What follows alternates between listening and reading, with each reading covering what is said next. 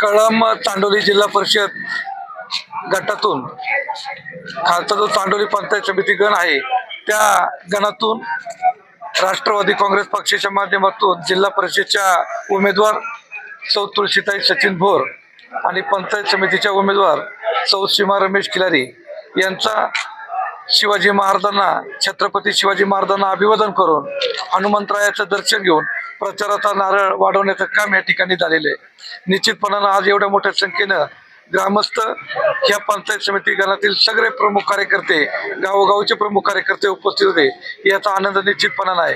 वास्तविक पाहता नामदार वळसे पाटील साहेबांनी सौ तुळशीताई सचिन भोर यांना पुन्हा एकदा जिल्हा परिषदेसाठी उमेदवारी दिलेली आहे आणि हे देत असताना तुळशीताई भोर यांनी नामदार वळसे पाटील साहेबांच्या माध्यमातून या जिल्हा परिषद गटामध्ये गावोगावी जिल्हा परिषदेच्या अनेक योजना पोहोचवण्याचं काम निश्चितपणानं त्या ठिकाणी केलेलं आहे आणि हे करत असताना सर्वसामान्य कुटुंब महत्वाचं मानलेलं आहे।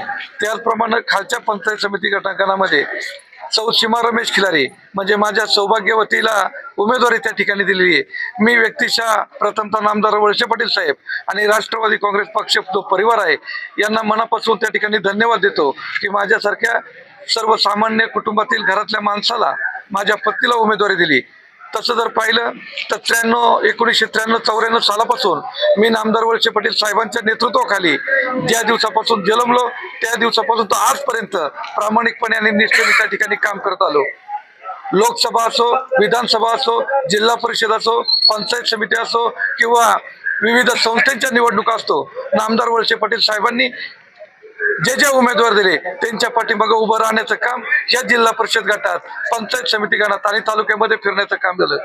तसं पाहिलं तर लोकसभेला सुद्धा ज्यावेळेस अमोल कोल्हे साहेब, डॉक्टर अमोल कोल्हे साहेब ह्या मतदारसंघातून उभे राहिले राष्ट्रवादी काँग्रेस पक्षाकडून, त्यांनाही मतदान देण्याचं काम मी केलं। खासदार शिवाजीराव दादा आढळराव पाटील या गणातून उभे राहिले, लोकसभा मतदारसंघातून उभे राहिले, त्यांनाही मतदान देण्याचं काम मी केलं। आणि आता पाठीमागच्या वेळेस देवदत्तजी निकम हे ह्या लोकसभा मतदारसंघातून ज्यावेळेस राष्ट्रवादी काँग्रेस पक्षातून उभे होते त्यांच्यासाठी 2 महिने स्वतःची गाडी, डिझेल आणि डेटानं प्रचार करण्याचं काम केलं, याची सुद्धा कल्पना सगळं समाजाला आहे। आमदारकीसाठी पहिल्या दिवसापासून नामदार वळसे पाटील साहेबांचं त्या दिवसापासून आजपर्यंत काम करत आलो। जिल्हा परिषदेसाठी कैलासवासी वसंतराव भालेराव साहेब असतील, संजय गंगा काळे असतील, त्याच्यानंतर प्रमोदजी कानडे असतील, तुळशीताई भोर असतील, या सगळ्या उमेदवारांचं एक आघाडीवर राहून काम केलं।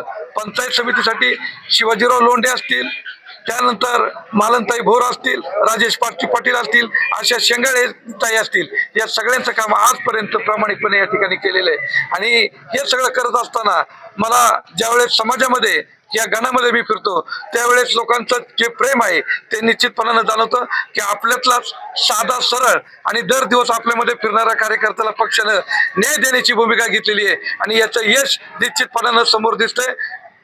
ह्या पद्धतीनं या गणामध्ये आज प्रचारची मोहीम ह्या गावामध्ये चालू झालेली आहे। असंख्य आमचे राजनीचे मग माझे सरपंच भगवानराव वाघ साहेब आहेत, संतोष वाघ साहेब आहेत, संपतराव हांडे साहेब आहेत, सगळीच त्या ठिकाणची मंडळी ओळखीची आहेत, अनेक कार्यकर्ते आहेत। सगळ्यांना सोबत घेऊन या गणाचा पुन्हा एकदा पक्ष बांधणी, नामदार वळसे पाटील साहेबांचा विचार तळागाळापर्यंत पोहोचवण्याचं काम आणि सर्वसामान्य कार्यकर्त्याला न्याय देण्याचं काम या पुढच्या काळामध्ये विकास कामाच्या दृष्टिकोनातून राहील।